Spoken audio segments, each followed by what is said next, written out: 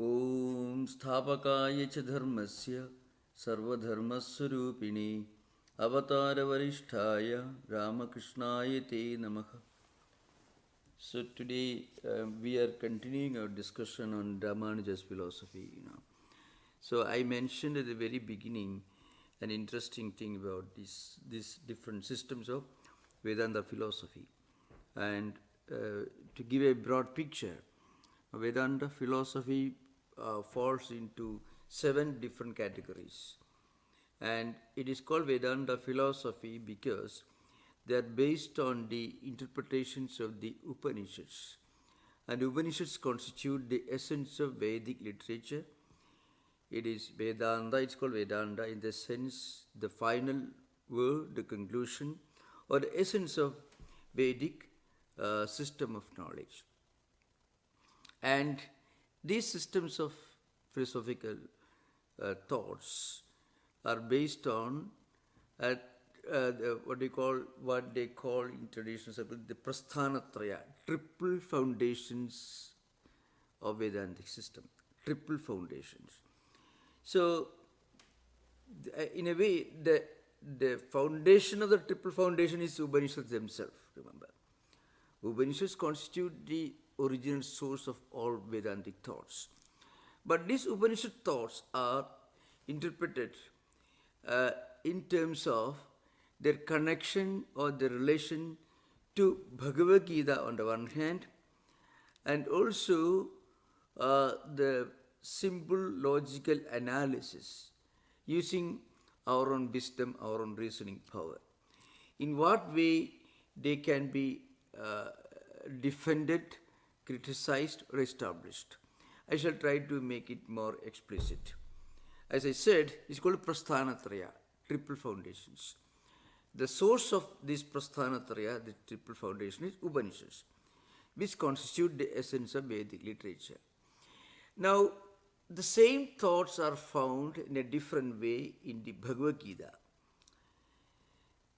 which is actually part of Mahabharata.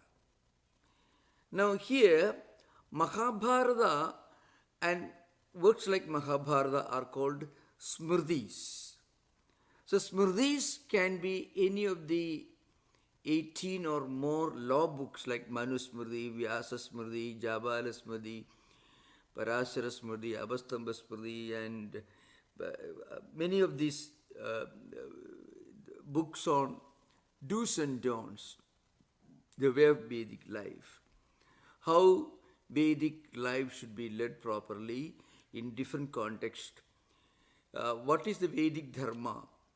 What is the dharma of an householder, of a monk, or a novice, of a king, in different contexts, in family context, in social context, and also in the context of the entire nation. All these are analyzed in this Smriti literature. And altogether we have more than 33 Smritis, but of them about 18 Smritis are very prominent. They deal with various aspects of social and family life and national life. So it's called Smriti, S-M-R-I-T-I, that's how they write. The other prasthana is Shruti. Shruti literally means what is revealed or what is explained, or what is realized by the Vedic sages in their meditative life. And the Shruti is another word, a synonym for Vedas. Now, the Upanishads constitute the essence of Vedas. So, the Upanishads are called Shruti Prasthanam. Shruti Prasthanam. I mean, the foundation related to the Upanishadic literature or Vedantic literature, called Shruti Prasthanam. And Bhagavad Gita, because it's a part of Mahabharata, it is called Smriti Prasthanam. Then there is another foundation that is called Nyaya Prasthanam. Nyaya in Sanskrit means different things. What is appropriate is called Nyayam, it is called. Nyaya also can mean logic. Also it means reasoning. So, and the foundational book of this Nyaya Prasthanam is Brahma Sutras. Brahma Sutras are originally written by Vyasa, is also actually the editor of the Vedic literature. So, different scholars and philosophers, beginning with Shankaracharya, he is the one who started all this. He wrote commentaries on Brahma Sutras, altogether around 554 sutras. And he wrote a commentary on 10 Upanishads. And he wrote a commentary on Bhagavad Gita. So this is called Prasthanatrayi or Prasthanatraya. It's called. Now, a number of scholars have written commentaries on these books, especially the Upanishads and Brahma Sutras. Not everyone wrote commentaries on Bhagavad Gita, but most of them wrote something on Upanishads, but always on Brahma Sutras. Shankaracharya is the only commentator who wrote commentaries on all the 10 Upanishads, which are the most important of the Upanishads, and also entire Brahma Sutras, and also the Bhagavad Gita. So, Ramanujacharya, Madhvacharya, Vallabha, Nimbarka, in Chaitanya's tradition, Chaitanya Mahaprabhu's follower, Baladeva, also they all wrote commentaries on Brahma Sutras. Now, after Shankaracharya wrote these commentaries, about 400 years later, about 304 years later, Ramanuja came. He also wrote a commentary on Brahma Sutras, on the Bhagavad Gitas, but not on all Upanishads. Some of Ramanuja's followers also wrote commentaries on some Upanishads. Now, Ramanuja raised some important objections based on his own philosophy.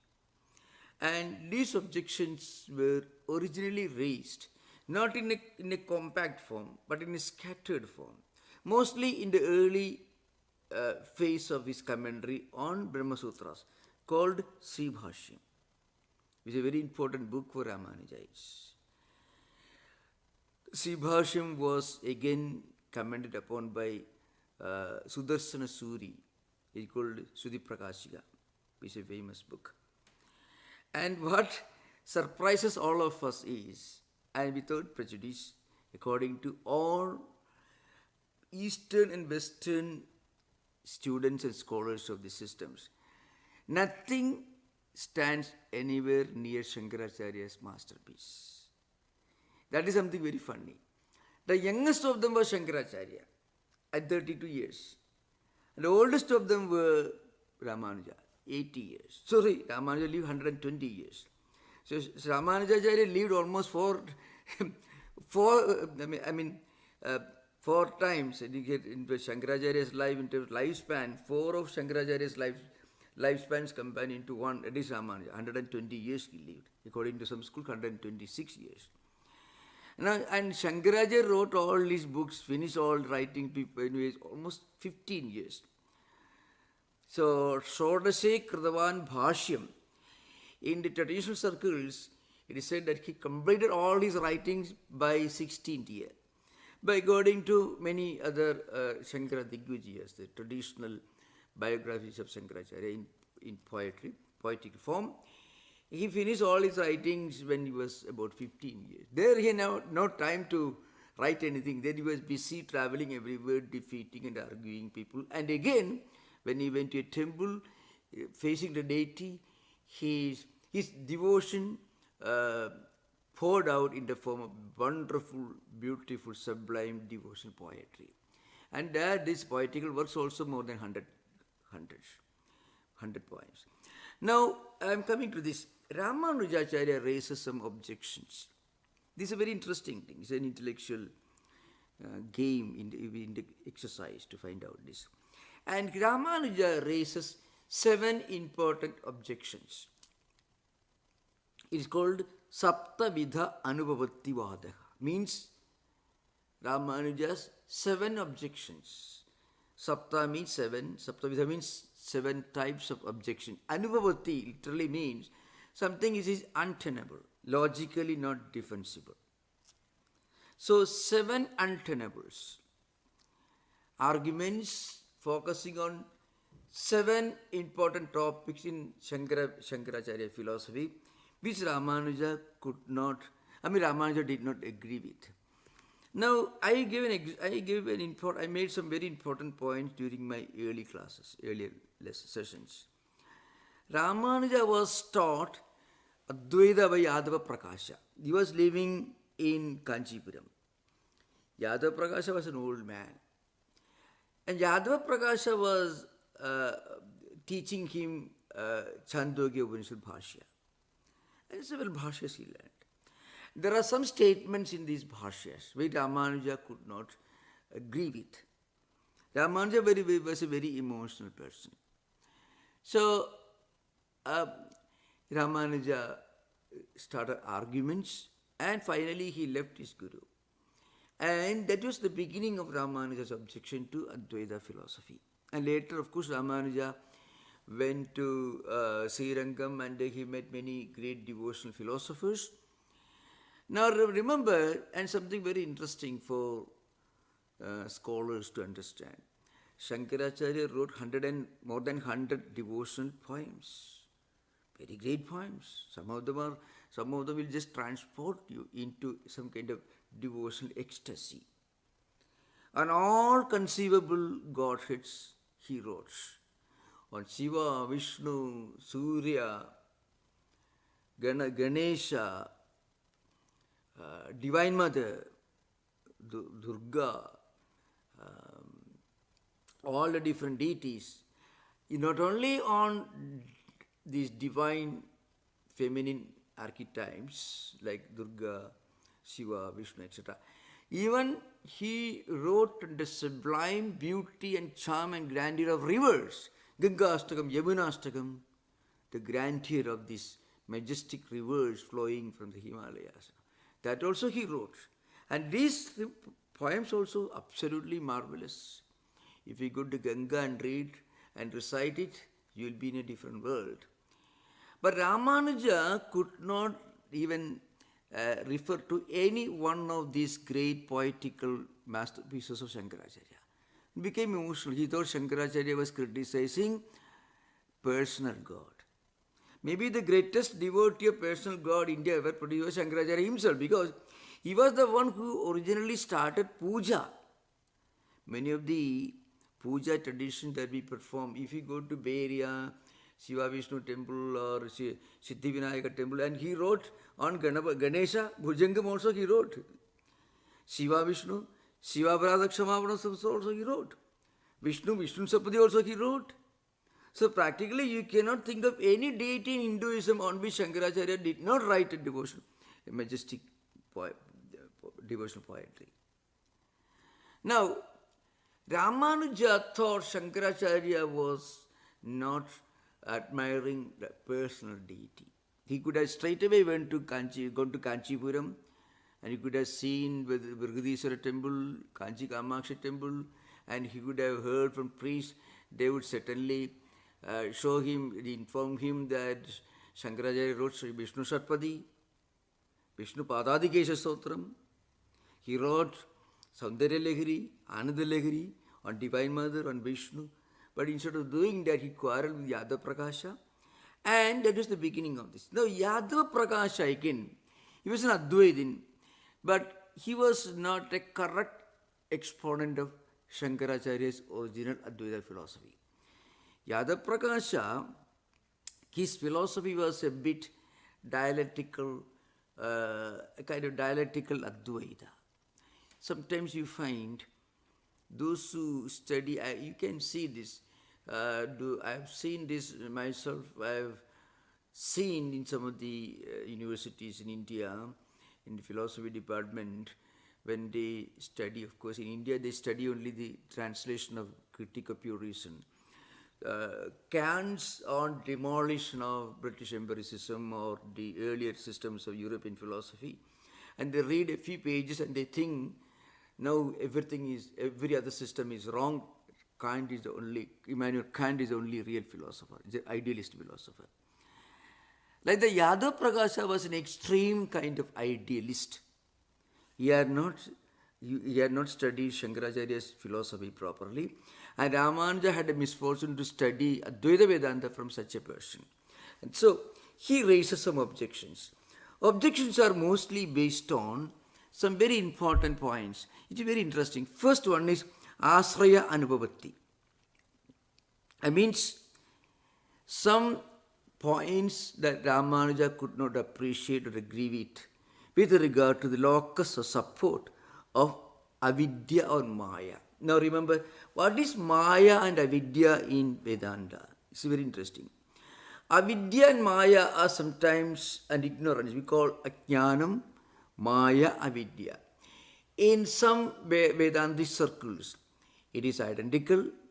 In some scholarly circles, there is a slight variation, difference. So, how can Brahman, which is all-pervading reality, how can the Brahman, can it be considered to be the source of this world? And again, if, for example, if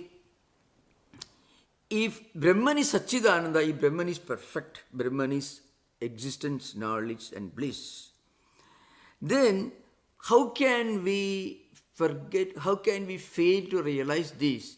Because of avidya. So, what is the source, what is the support, what is the locus of avidya? It's called asraya anubhavati. What is the asraya? Asraya means locus of support. So, what is the locus of avidya? This is the point. Well, to give an example in the light of this snake rope analogy. Well, you mistook a rope for a snake, and that's because of adhyasa, because of some wrong notion you had in your mind.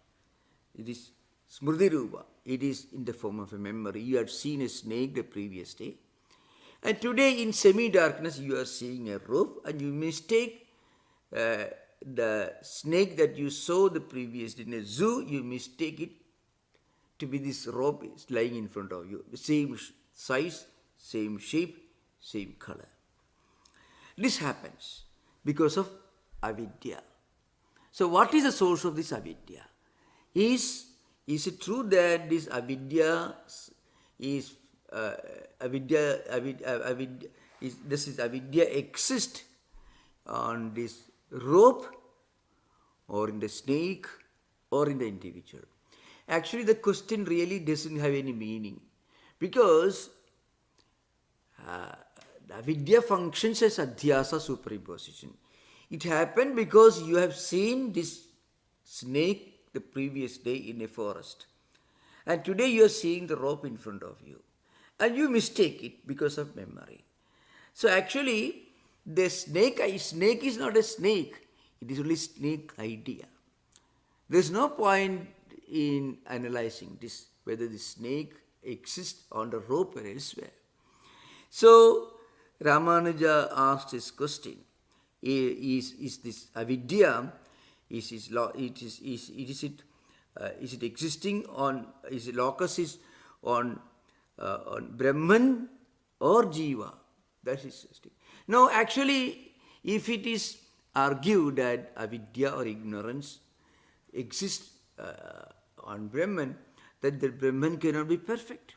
Brahman, if something is affected by a wrong notion, then that something cannot be perfect. Brahman is Swayam Prakasha, is always there. You cannot really, you cannot explain it, you cannot describe it. It is self-effulgent, it is self-revealed. How can such an absolute reality, which is Satchidananda Brahman, how can it be concealed, or how can your understanding that the absolute reality be affected by something like avidya? So, it doesn't really appear to be very logical. This is Ramanuja's view. Actually, it is very simple, really speaking. Avidya actually is not a category.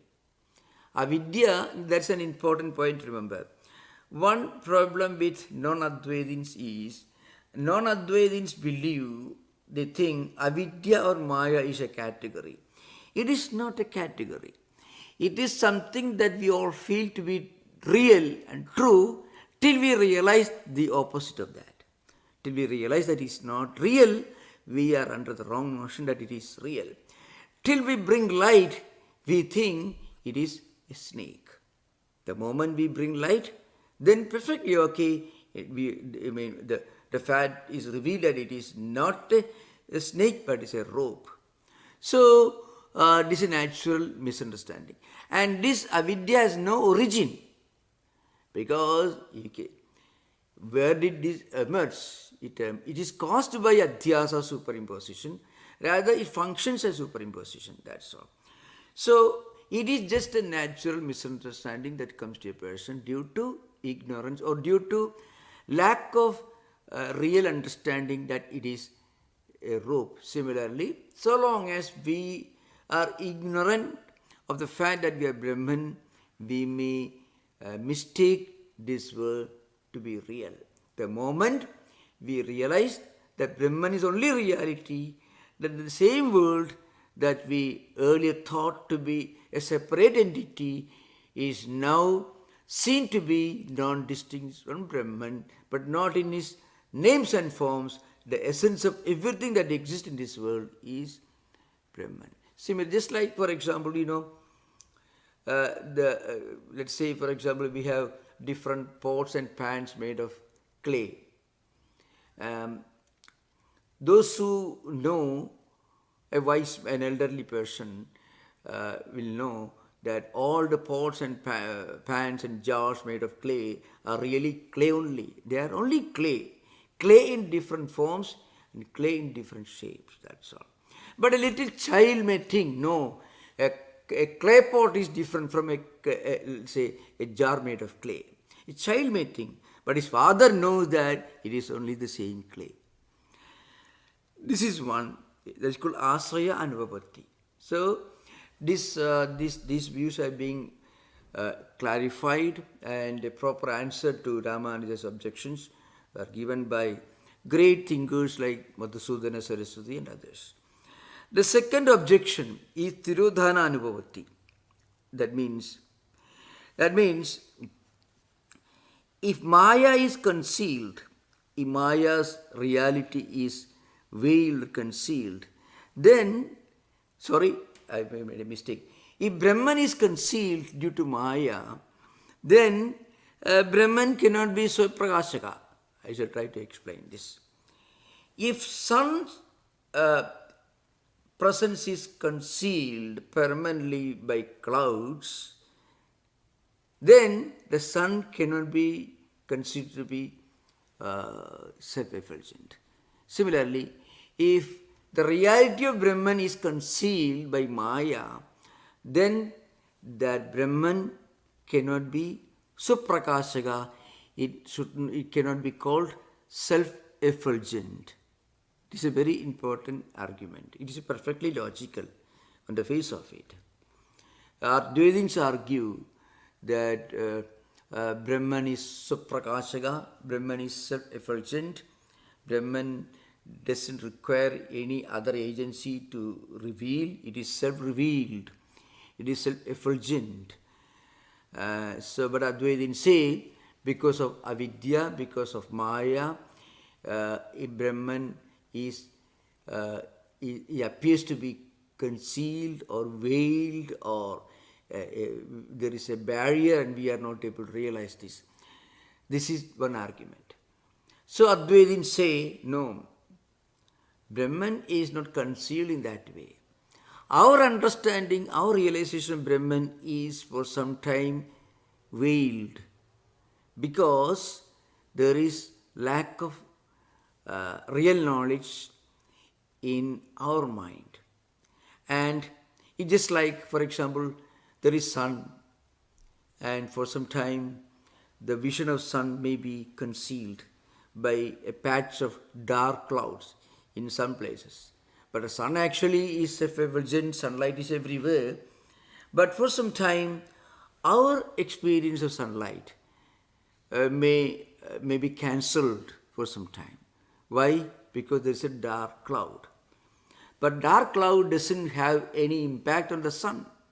The dark cloud has only a temporary impact on our ability to see the sun. That's an important thing. That's how Advaitins argue.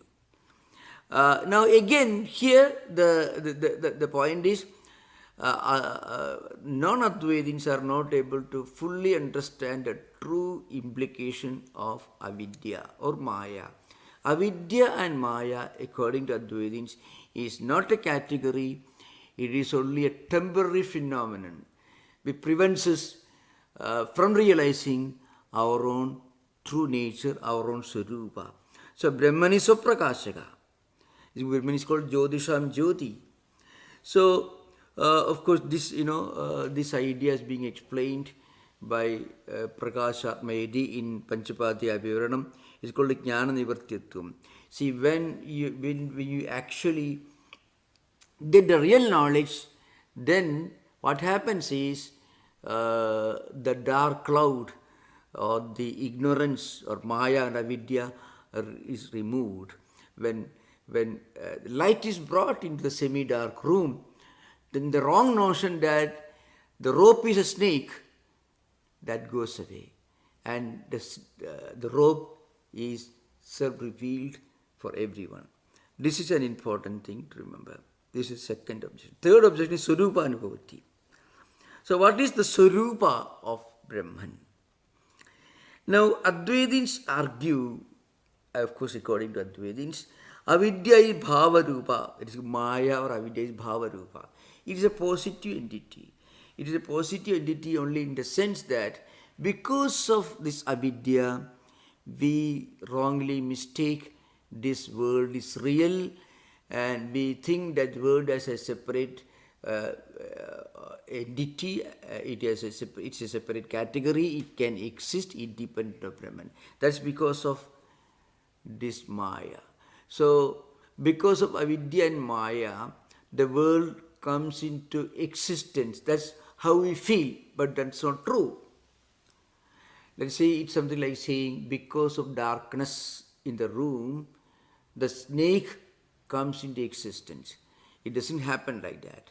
The snake was never there, actually speaking. What we called a snake was only a rope. That wrong notion is removed when light is brought. But then we can say, how did I mistake the rope for a snake? Just because there was semi-darkness. If it is totally dark, we won't see anything. If there is brilliant light, then also we will clearly understand it is not a snake, it is only a rope. There is dim light, semi-darkness. At that time, we are seeing a shape in the form of a snake, which is actually a rope. So in a way, a child may think, why did I see the snake?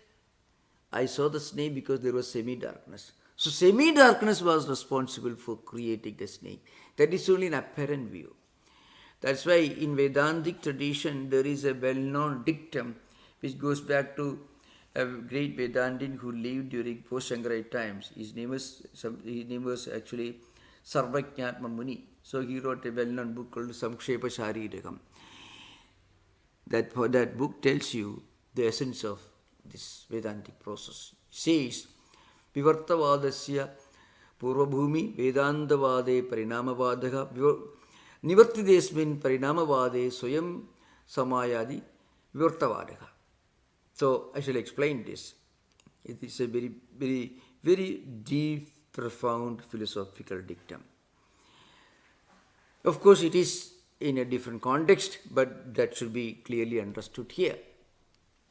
At the beginning, we may think this world is an evolute of Brahman. That's likely to believe.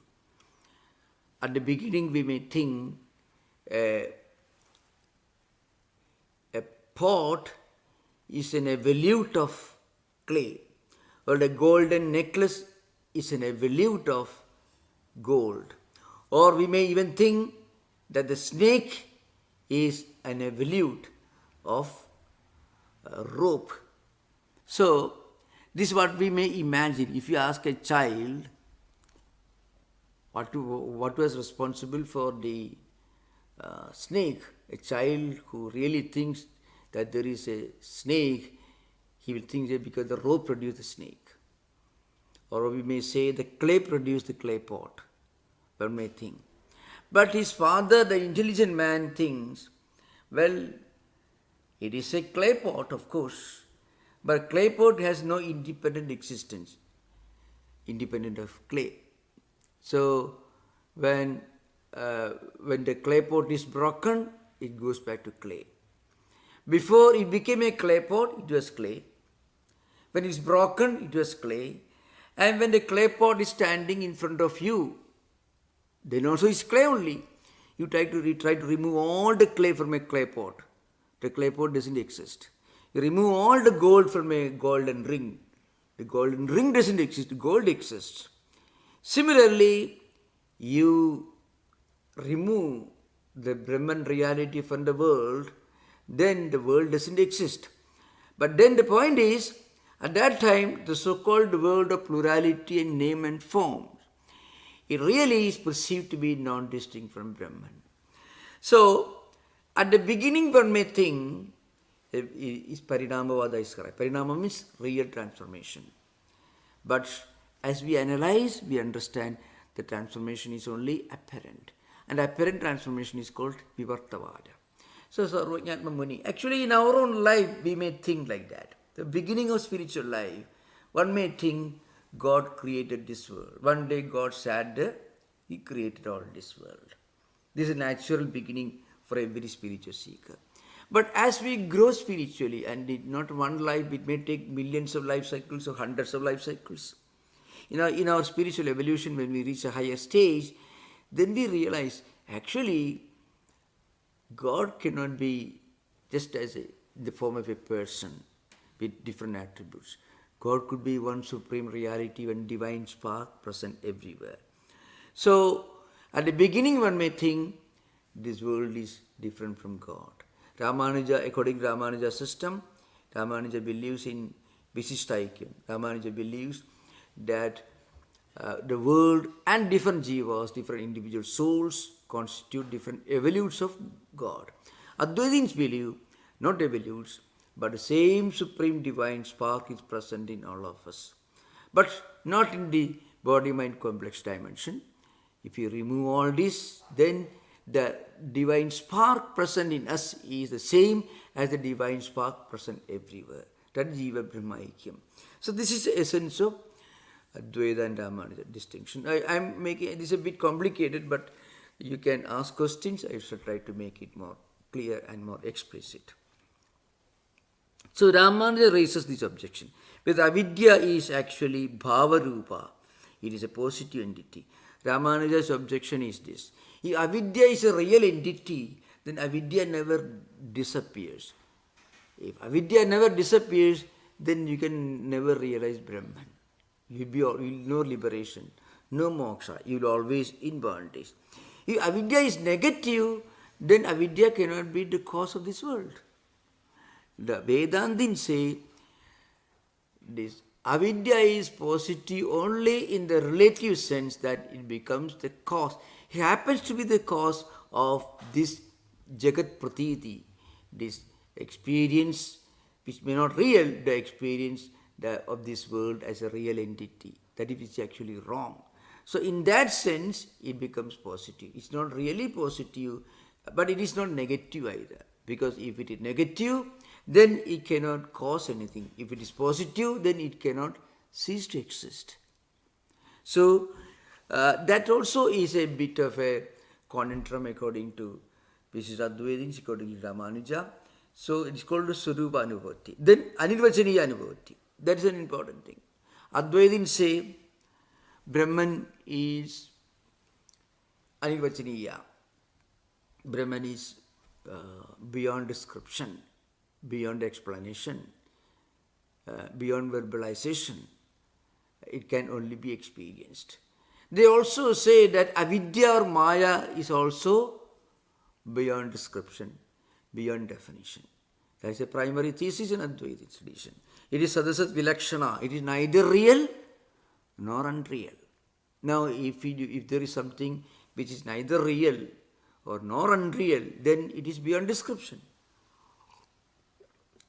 If something is real, then you should be able to describe it. If it is something unreal, then actually, if it is fundamentally unreal, then the very thought of describing doesn't arise at all, really speaking. Something which is absolutely real, you don't have to explain, you don't have to affirm. Something that is absolutely unreal, that also you cannot really explain and affirm. To give an example, if you, well, simple, that's prasaktasya ko nishedhaga prasaktasya ka prastavaka. Aprasaktasya ko nishedhaga aprasaktasya ka prastavaka. A simple example. If somebody tells you, well, if suppose somebody is sitting in California, he says, I'm in California. You don't have to make the statement because you're in California. You don't make the statement that you're a human being. It is so self-explicit. You don't have to make a statement that you have two eyes. It is so explicit. You don't make a statement. It doesn't require a statement. It doesn't warrant a statement. Of course, you cannot say you don't have two eyes because that would be wrong. So what is obvious and self-explicit requires no description, no affirmation. And what is absolutely unreal, you never make any statement about it. We don't, and what is absolutely unreal is called asat. For example, we don't talk about an elephant that is flying in the sky because such a thing is not even conceivable. So we make statements only about things where there is a possibility of it being this way or that way.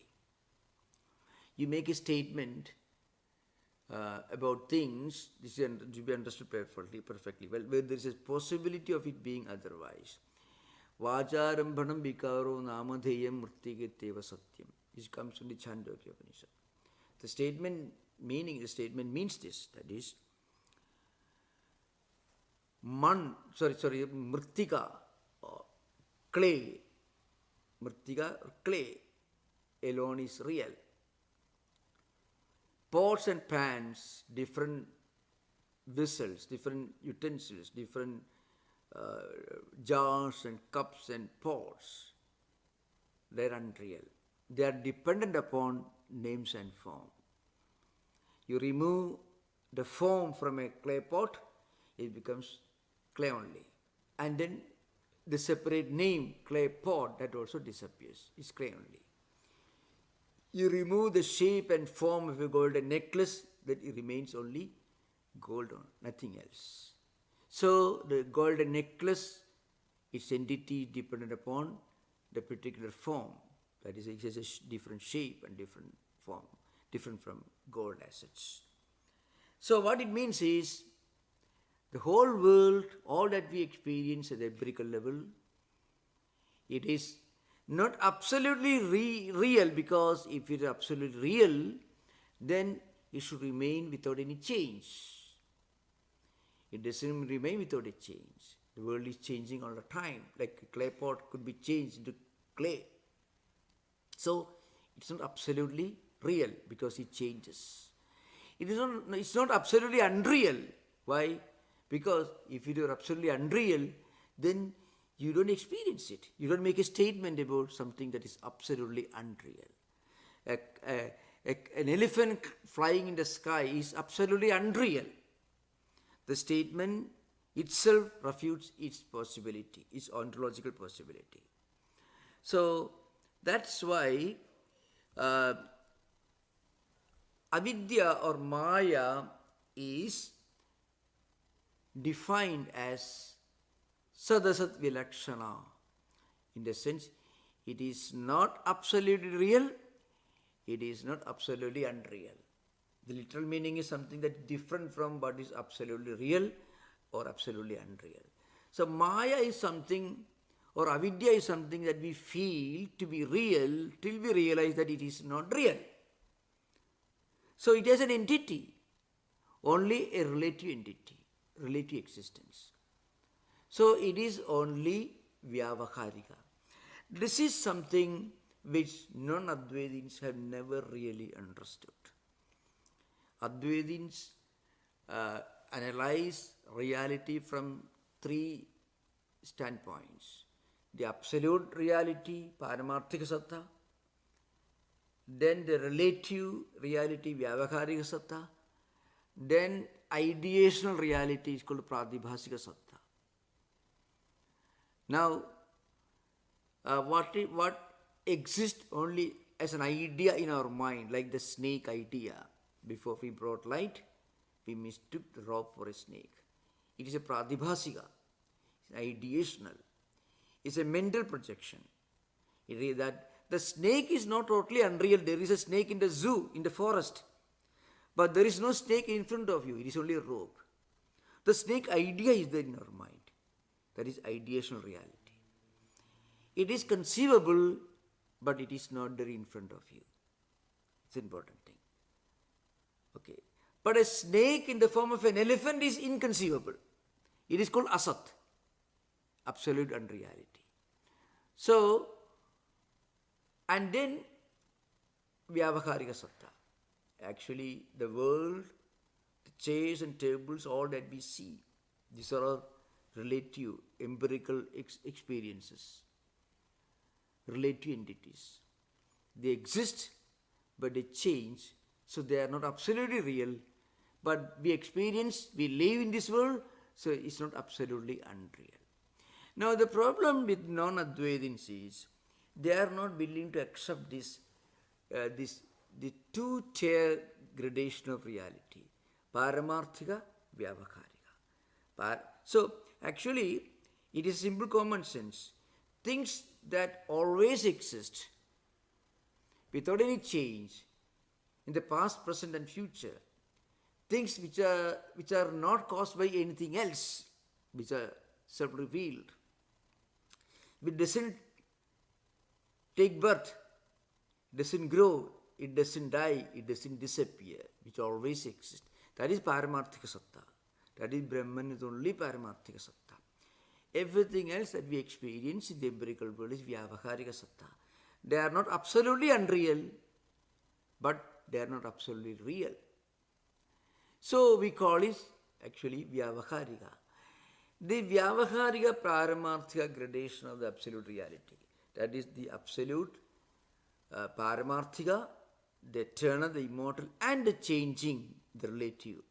This division is never properly understood by non-Advaitins. So they frequently confuse, they identify Vyavaharika for Asat. Asat here stands for that which cannot even be conceived of. So they sometimes make out that Advaitins say this world is unreal. Advaitins do not say this world is unreal. Sasavishana is unreal. The horns of a hare is unreal. Gandharva Nagara is unreal. A city in the sky is unreal. But the mountains and rivers and valleys are not unreal in the absolute sense. They are real in the relative sense. Only in the relative sense, because they change. Everything changes in this world. So they are not absolutely unreal, because if it were absolutely unreal, we will not experience it.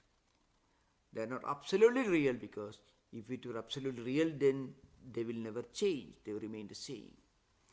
Now, this subtle distinction between Paramarthika and Vyavaharika gradation is totally unacceptable to non-Advaitis. This is a simple, important thing to remember.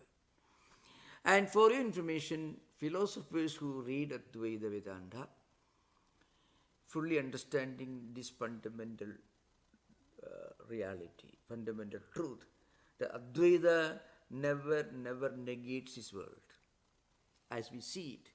This world is real till we realize that Brahman is only reality.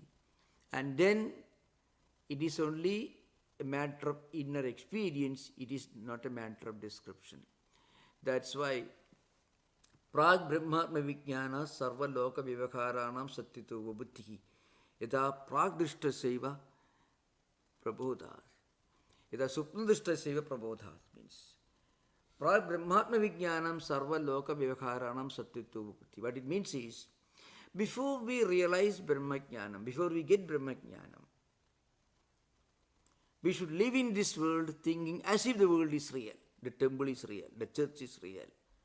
Holy books are real. Spiritual practices are real. And we should practice spiritual disciplines, ethical values, sadhana, dushtya, sampatti, etc. And sravana, manana, nididhyasana, etc. And then, as part of the spiritual evolution, one day we'll realize that this world is not a conviction, not an intellectual conviction. The experience dawns in our mind as an inexplicable feeling, indescribable feeling and conviction. This world, everything is actually changing. There is only one true reality behind everything. So, Prag Brahmatma Vijnana Sarva Loka Vyavaharanam Satyatupapatti. Before one realizes the Brahmajnanam, gets the Brahmajnanam, we should think this everything is real. Yada Swapnadrishta Seva Prag Prabodha. Swapnadrishta Seva Prag Prabodha means when you are dreaming, you think in the dream state, all dream experiences are real for the dreamer. The dreamer, when he is dreaming, he may imagine he is flying in the sky. He may imagine he is floating in the air. At that time of seeing the dream objects are real for the dreamer, for the one who is in dream. He dismisses all these as dreams only when he comes out of the dream stage, when he wakes up. Then you think it's all dream only. Similarly, when we really wake up, in the sense when we realize, when we actually get Brahmajnanam, knowledge of Brahman, at that time when you look back, oh, all these empirical worldly things are just only empirical things, vyavakarika satta only, not absolutely real. So Advaita is actually not a system of philosophy. Advaita is actually, it denotes real experience that happens to us as inner conviction. Conviction again, because when we describe something which actually cannot be described, then we have to use words. So Vedantins will tell you, even the Upanishad literature, all these books are only approximations. They are not the same as experience. Every book is an approximation. Aham Brahmasmi, I am Brahman. It's just a word only. It's only an approximation that you may reach before you actually get experience. All books are approximations. So this is an important thing to remember. So everything, even books are only Vyavakarika Satta, relative entities. Books are also Vyavakarika. Books, scriptures, discussions, everything is Dvaita only. Advaita is a matter of inner experience. And when you come to that, then you become silent, that's all. But then the discussion of this Advaita philosophy is very important because it has got a great moral and ethical value. Because when somebody is worshipping God in a different way, we will become tolerant. Oh, he is approaching the same reality from a different level. When he reaches the experience level, he will be one with that. At the experience level, all mystics, all the teachings of mystics, all religious traditions converge, because experience is a transcendental experience. So, this is an important point, remember. So, actually, in fact, those who are interested in the deeper scriptural study, you should remember, Panchapadika. Panchapadika is an important book written by Shankaracharya's disciple Padmapada. And in that Panchapadika, Padmapada defines mithyatvam, sadasatta anadhikaranattvam va mithyatvam. It's called the anirvajini anubhavati. Means the absolute reality is beyond description, beyond definition. It cannot be called real or unreal.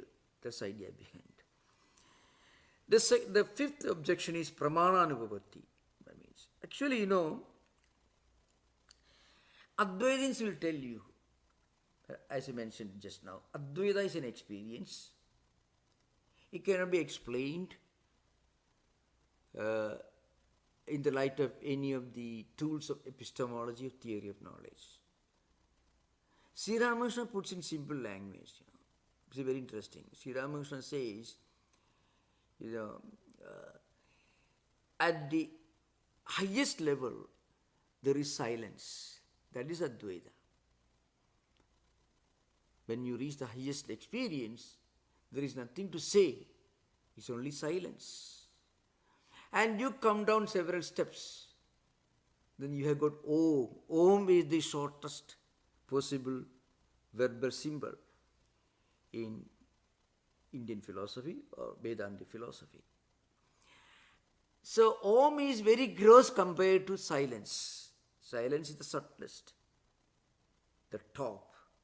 Below that, Om.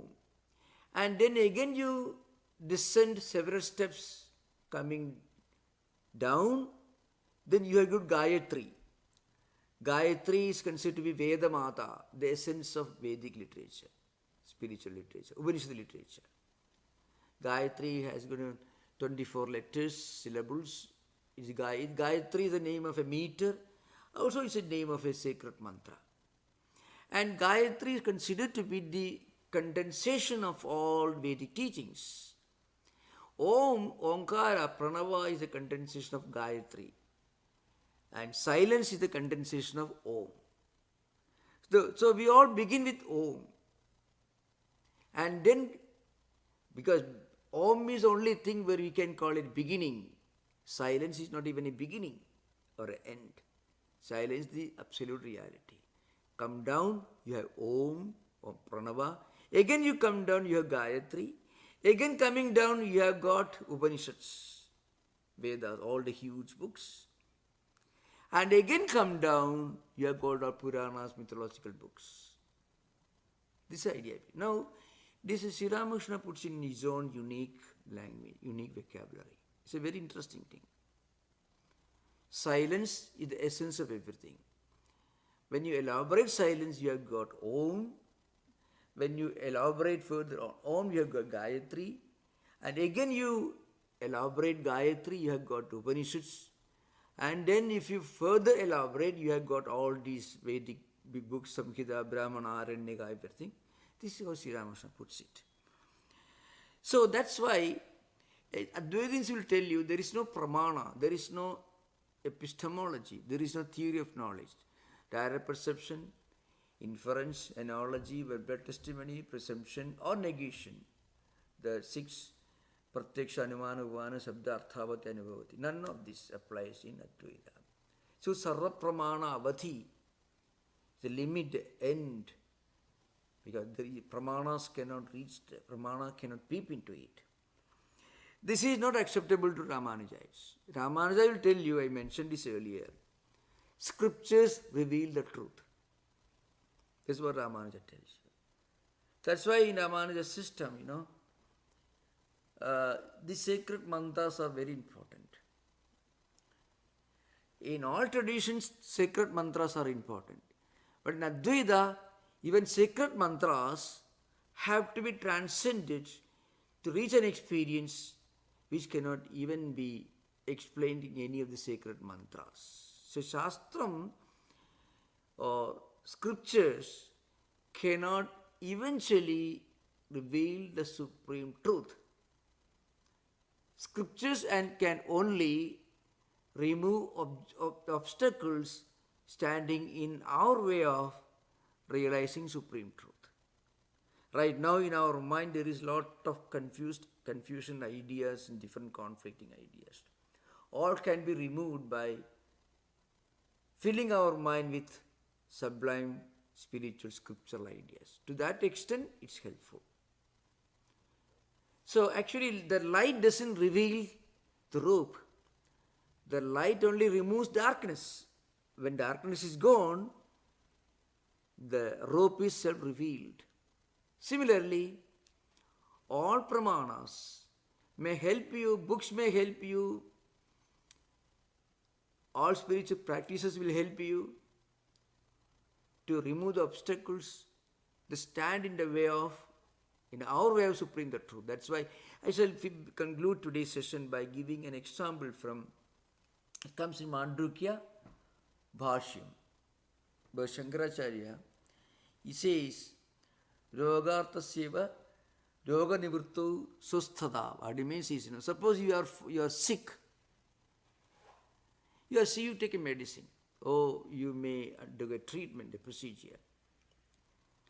And then you get back your health. Now the point is, health is your natural state. Health is not something that belongs to somebody. Disease is foreign to your body. Health is your genuine nature. So what medicine did was, for some time, there was an obstacle in in the manifestation of your natural pristine health. When you had some infection or something, the virus or something that entered the body, so your health condition was obstructed. So the medicine removes these viruses or whatever it may be. Then what happens? You get back your natural healthy situation. So rogartasya roga nivrittau susthata. Man was fallen ill. For him, he gets back his health. He gets back. It was already his. Health was already his natural state. What is not natural is disease. That disease is gone, what is left out is your natural healthy state. Similarly, we are actually Brahman. Our natural state is that we are Atman. Due to a lot of misunderstanding, adhyasa, or avidya or ignorance, what happens? We mistake this world is real and all that happens around is real. So whenever something happens in our worldly life, people get shocked because they think all these are real things. So from a Vedantic perspective, this world itself is a disease. This world feeling, the world real, is a disease to be got rid of. And then you get back to real things. Secondly, you are not getting something from somebody. You are actually finding your own true nature. Suppose you get back to your home, you drive home. I got a new home, you don't say. When you go to your some apartment, a hotel somewhere, you stay for a few days, that's a different place. But when you get back to your home, that is your own home.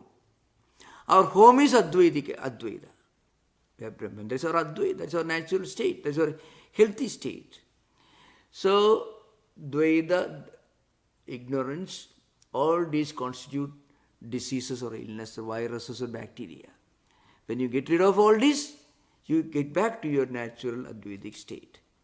So, this is a very important description in Vedanta. It's a very, very famous instrument.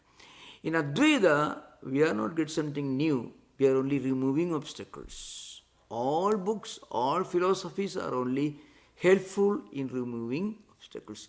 So, Shastram tu ajnana nivartakam na jnana pravartakam. Shastram, scriptures do not produce knowledge. Scriptures remove the obstacles that stand in the way of our realizing our own true nature. Just like medicine kills bacteria which produce the feeling of disease. When bacteria are gone, virus is gone, then what is left of the true nature? This is very interesting. So anyway, we'll discuss later. First question is David has his hand up. So then I have two questions. I don't know if you'll have time for both, but the first one is, from what I remember, you said that Ramanuja does not really talk about samadhi. Yeah. And I was wondering, what is realization I think you talked about it, but it's more just I understand what you said. It was kind of like Gopalarma and stuff. Is it a gradual process then? I mean, if there's no samadhi, is it like you gradually feel more and more? Because it seems like Gopalarma had experience that you would call samadhi. But in Ramanuja's system, you just gradually develop a sense of the reality of God's presence. Is that? Yeah. Ramanuja talks about 4 stages in our spiritual evolution. 4 stages. The first one is when you practice prapatti, that means total surrender. I mean, what happens is you realize the fact that God is not far away from you. You get the feeling that you are living in the same world. This is a post-mortem experience in Ramanuja system.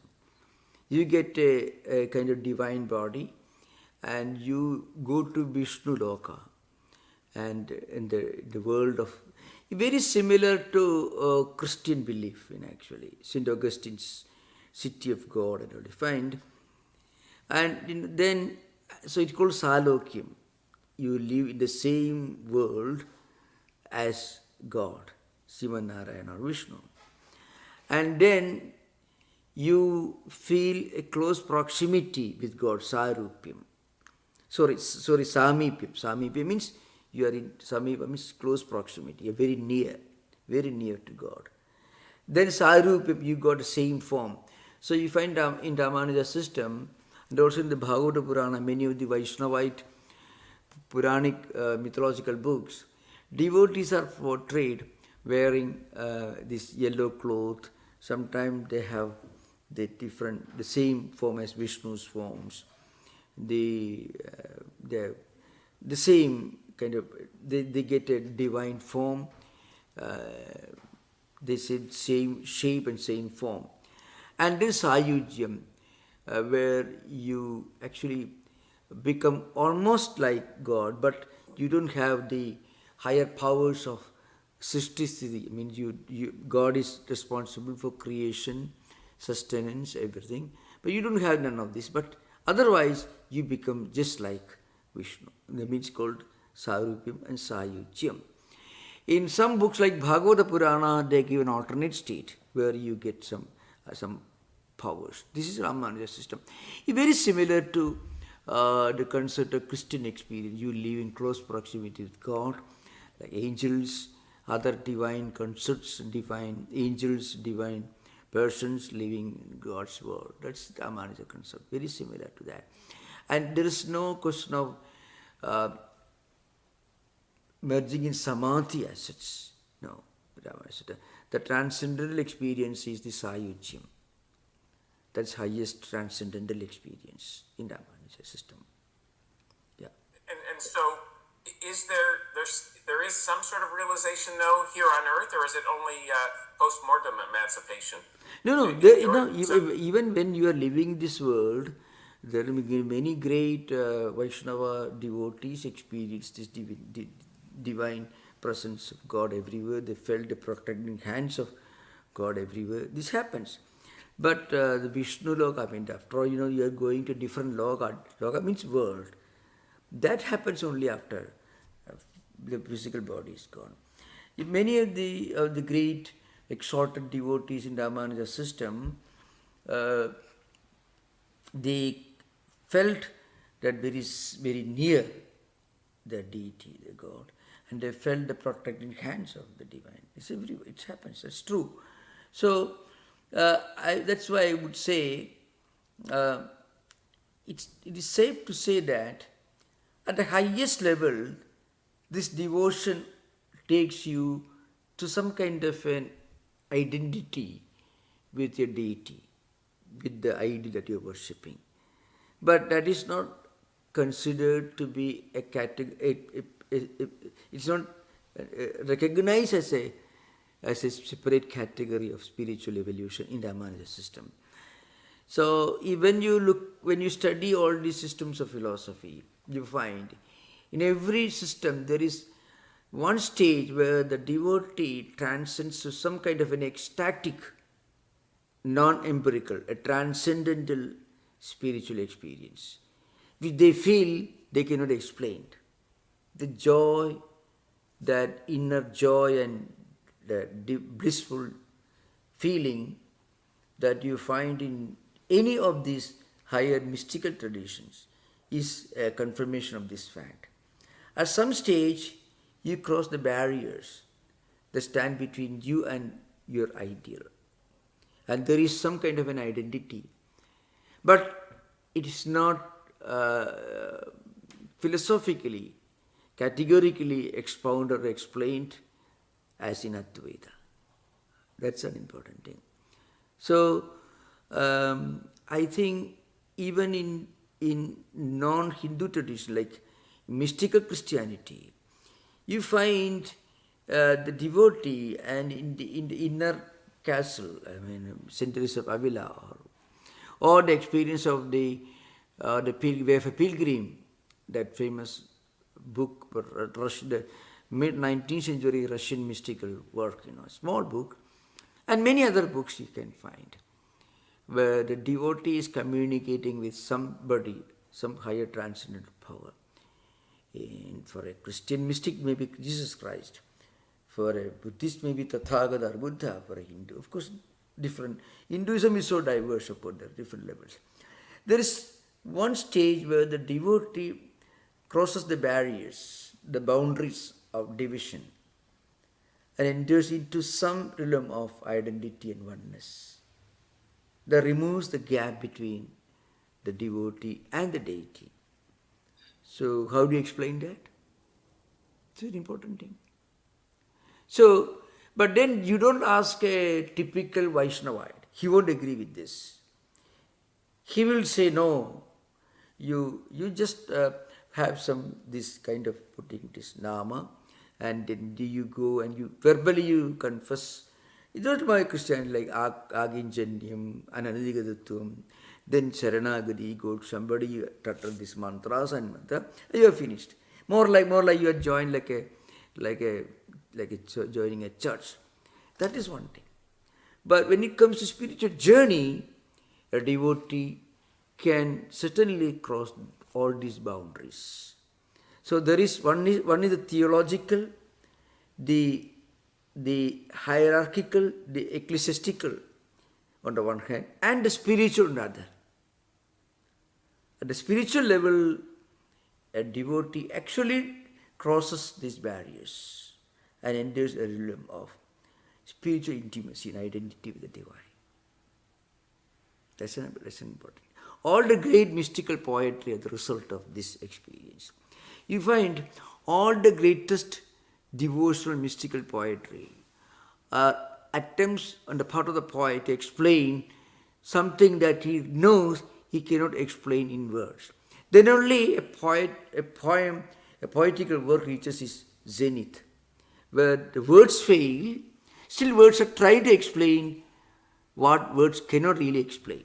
That effort results in what you call really great classical works. That's the idea. Thank you. I think it's clear to you. Yeah, it's clear. I guess so. To clarify, it seems like in the Vedanta tradition of Ramakrishna Vivekananda, yeah, and that they emphasize a vision, a samadhi, and whereas Ramanuja does not emphasize that at all. So it seems a real difference there. Yeah, even Sri Ramakrishna referring to Prahlada, one great devotee in the Bhagavata Purana. Prahlada, it is found in the great devotional classic. He is a devotee, but sometimes he feels he is separate from God, from deity. Sometimes he feels he is very much in front of him, he plays, and suddenly he feels merged in something, becomes totally silent. So, you find a great, when Sri Ramakrishna is an example. Sometimes he becomes totally silent. He is merged in some kind of an ecstatic mood. That is actually samadhi. But then that's why I mentioned, if you ask a theologian, the samadhi, he won't agree with you. Don't bring your samadhi into our system, they will tell you. Because it's more or like a theological system from that perspective. But you go into it, there is a spiritual element in it. That's the idea behind it. Sanjay, you're next. Yeah. Namaste, Maharaj. Yeah. You mentioned the Puranas in the beginning. Yeah. Now, thanks to you, we've got a good understanding of the Upanishads as well. But my question is around what are the good Puranas for us to understand to lead our life here? We Yeah. understand the Vishishtadvaita is the experience. So, if you could highlight a few Puranas that will be useful for practical living, Yeah. that specifically Yeah. from a Yeah. profession and Yeah. from a family Yeah, perspective, yeah, if you yeah. can understand. Yeah. Now we should know there are altogether 36 Puranas, mythological books. 18 Mahapuranas and 18 subsidiary Puranas, secondary Puranas. Of all these, the most philosophical and the most devotional, the most spiritual is Bhagavata Purana. Because it contains not only the highest devotion, bhakti, also highest jnana. So, the most profound and most complete Puranic book is Bhagavata Purana. It is sublime. It is as great as any Upanishads. No doubt about it. Because it contains highest philosophy. But again, it is called Purana, so you find sometimes stories about kings who lived for 36,000 years. Things like that you find. That's what makes it Purana. So Puranas do contain a lot of mythological, allegorical aspects, stories. So that part should be kept in mind. So Vyasa, the author himself, tells you, don't take it literally. Bhagavata Purana contains many great, grand ideas which should be taken literally, meant to be taken literally, but there are many stories and allegories and imageries which are mythological, which are just a matter of, so it makes it work of fiction, but it contains very profound spiritual ideas. Bhagavata Purana is without any doubt the most profound and the most important Puranas. Apart from Bhagavata Purana, what are the other Puranas? Vishnu Puranas is very important. That's important for Ramanuja system. Vishnu Purana is very important. And Shiva Purana is very important for those who belong to Shiva tradition. And then there are other Puranas, Ganesha Purana, the Skanda Purana, for those who follow worship Skanda, like that. All these Puranas are there. So I don't think you are living in the Bay Area, you are a professional you're an IT professional. You're looking for reading all these huge corpus books. That's why I'm focusing on Bhagavata Purana. Well, just from the way Swami Vivekananda used, he said, arise, awake, stop not till the goal is reached. He came and he did so much good work. So, from that angle, is there a Purana? I'm just specifically about Purana, you would recommend this might be a good one to stroke those thoughts, to live a purpose in life. I know the ultimate purpose is the realization of Samadhi. Bhagavata is certainly, without doubt, Bhagavata is certainly the greatest and most practical. Yeah. Many other Puranas contain lot of stories which which may tend to be which tend to exaggerate things, using very elaborate allegories and metaphors. So, from any perspective, Bhagavata Purana is without doubt the most relevant, most profound, most philosophical, and most spiritual in a way, no doubt. Yeah. Thank you, Maharaj. Thank you. Maharaj, raising my own hand for a moment. We're about to go on a long break, and the clarity with which you've described the 700 years of debate between the Advaitins and the Vishishtadvaitins of the Ramanuja system, never clearer. And one of the things that I'm curious about is, it seems as though a lot of the reason for the difference in perspective is that the Vishishtadvaitins will say, as soon as you describe something like a vidya as a separate category, then you don't have non-dualism anymore. Yeah. And it's almost like a relentless inability to conceptualize non-duality. And there's never going to be a meeting of the minds as long as non-duality isn't the sort of starting point. Yeah. But before, because once you get to the words, you start to define these things, and then they say, "Aha! It's not one." But I tell you, there is a real reason for this. And it's a very important question from that perspective.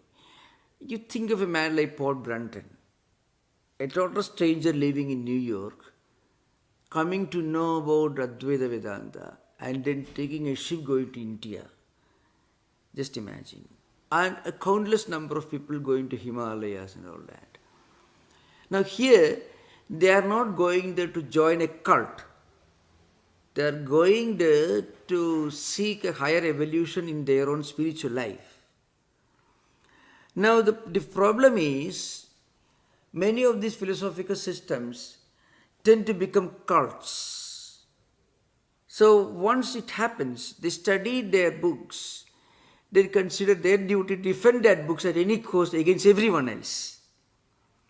And they won't accept any contrary view. So they cease to be truth seekers. They eventually end up being defenders of their own theological doctrine. The happy result is there was no physical confrontation or anything, but there were only debating competitions. That's it. I mean, writing books.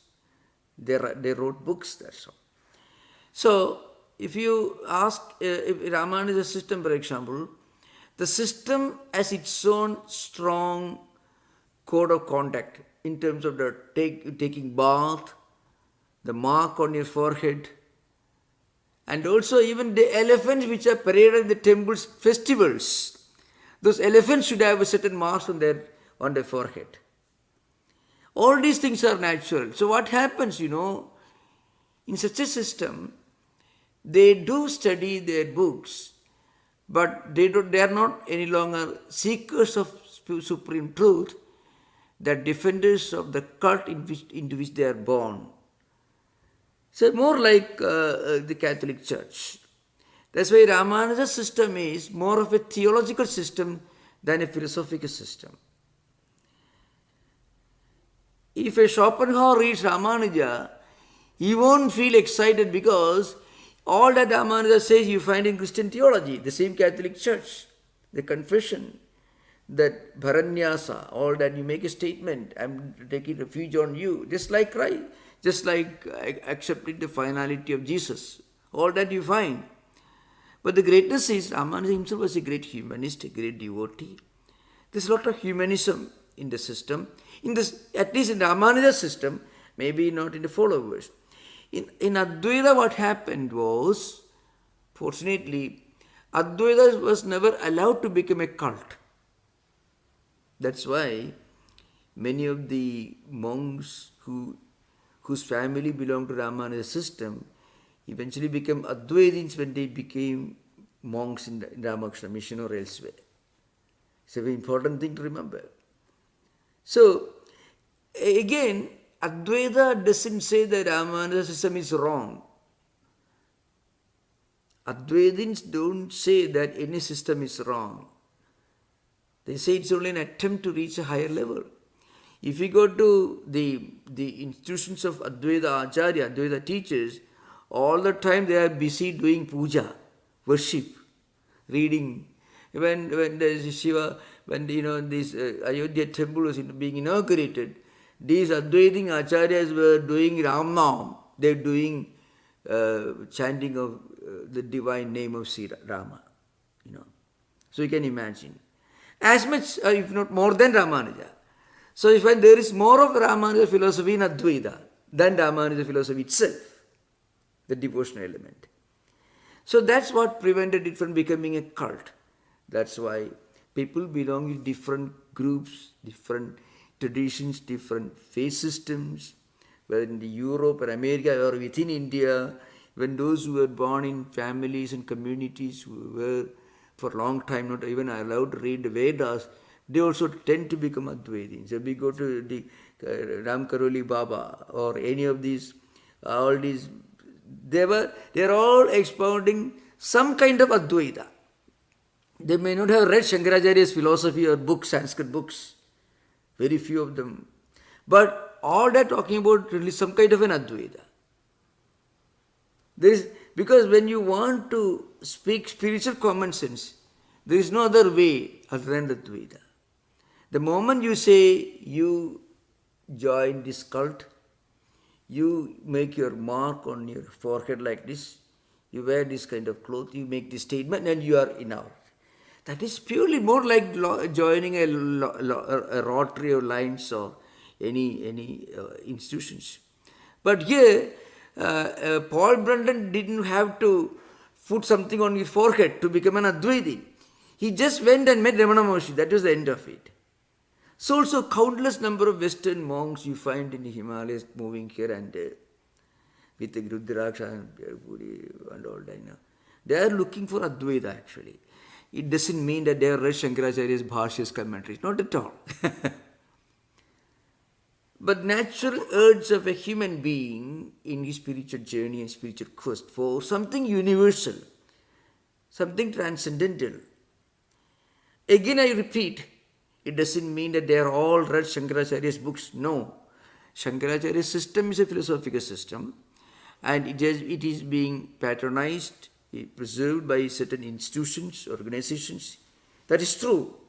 But another aspect of the same Advaita has become the natural ideal of every truth seeker.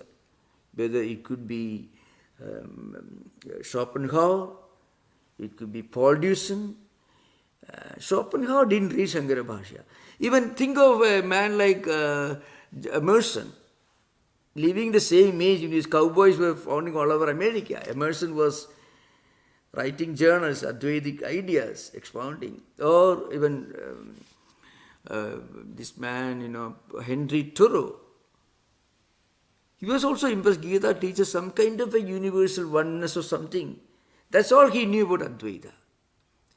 Again, he was totally illiterate when it comes to Sanskrit language. But they were all moving towards some kind of a universal ideal of oneness, unity. Well, creation is one, existence is one. God is not somebody who is sitting above the clouds with a hefty big stick in his hand. But there is a divine spark in all of us. If we live a good life, they didn't talk about sadhana, sambhati, nothing of the sarvanama, nothing of the categories. But if we live a good life, we can be spiritual. That comes from Advaita only. So Advaita is like an ocean. And every river, every pond, every well in the world is an expression, an attempt to express an ocean. A well is a miniature ocean. So also a pond and a river with the water as a principle. So wherever there is an attempt to look beyond these empirical things and look for something universal, something inward, something contemplative, there you are opening the doors of Advaita. That's what it means. It could go beyond the cult. Okay, that's a uniqueness. Thank you for the question. Very inspiring. Thank you. Sanjay, thank you for your patience. Go ahead, please. Yeah. Maharaj, I think the last detailed discussion answered a comment I was going to make, but I'm still going to make a small observation and maybe you can close that with on Ramanuja's Saptavida Anupapatti. Yes. So my comment is, you mentioned about Sri Ramanujacharya's guru, Yoga Prakashaka. Right? Yadva Prakasha. Yadva Prakasha. Yeah. Okay. Now, my comment is, Advaita, the biggest challenge with Advaita has been, because it's an experience. I observe similarly when people follow Jiddu Krishnamurti. He goes very much into Mandukya Upanishad and a lot of people can be kind of confused. In a way, I look at Advaita as the final few phases of the pinnacle of spiritual path. Now, I want to share with Shivratri celebration coming up, and I want to share an example. Even as much as I believe in the Japan meditation Advaita, when you're stressed, just working for 2 days, and you go to the temple and do the Shankaracharya's approach to doing the puja, all the things, when you chant in just where there is prana pratishtha, which all Shankaracharya described, in just half an hour, 1 hour, you are totally a different person. Yeah. But it's not meditation is giving. I'm just sharing my experience with Yes, that, yeah. with Shivaratri coming on. There is, I look at the Saptavida Anupapatti of Sri Ramarajacharya. He raised this a good question. He clarified on the cult part, but at least he had a big influence in people to look at the importance of Shankaracharya's rituals, but not to take the cult part apart. I just wanted to comment, and you made that what is the biggest contribution of Sri Ramarajacharya was the Prapatti concept. Yeah. I would like to comment on that. The I importance of expounded that. Prabhati very elaborately. The first Yes. 5-6 sessions were on Prabhati only. Maybe 10 sessions on Prabhati, yeah. Yep. Yeah. Please continue. No, that's the primary thing, Maharaj. I feel that Sri Ramarajacharya Advaita can be taken to one extreme like Yadava Prakasha, where you can make it too much of very abstract, where people will forget everything. And the other end, Shankaracharya really gave so many 62 hymns and pujas and all the vidhis that also has an importance. And in a way, I look at people going to the temple and following these rituals. There's an impact of Sri Ramarajacharya's to go to the temple. No, Right? that's true. I put it That's true. So again, I have to correct. Yadava Prakasha was not a Ramanujite. Yadava Prakasha was trying to teach Advaita as he understood, which was not a very accurate way of understanding. And that was what Ramanuja tried to learn from Yadava Prakasha, which created confusion. Of course, the sixth the same thing. thing, Maharaj. Yeah. Even the followers of Jiddu Krishnamurti get confused. Oh, yeah. It confused me also when I heard about it. Yeah, that's true. Anyway, I have read Jiddu Krishnamurti quite elaborately. So, beginning with the dissolution of the Star of East and other lectures. But anyway, I don't want to give my opinion on this subject. But the sixth Anubhavati is Nivartaka Anubhavati, and the seventh is Nivarti Anubhavati, which we'll discuss maybe sometime later. This is an ongoing subject. Thank you. Namaskar. Om Shanti Shanti Shanti Harihi Om Tat Sat Sri Ramakrishna Arpanamastu.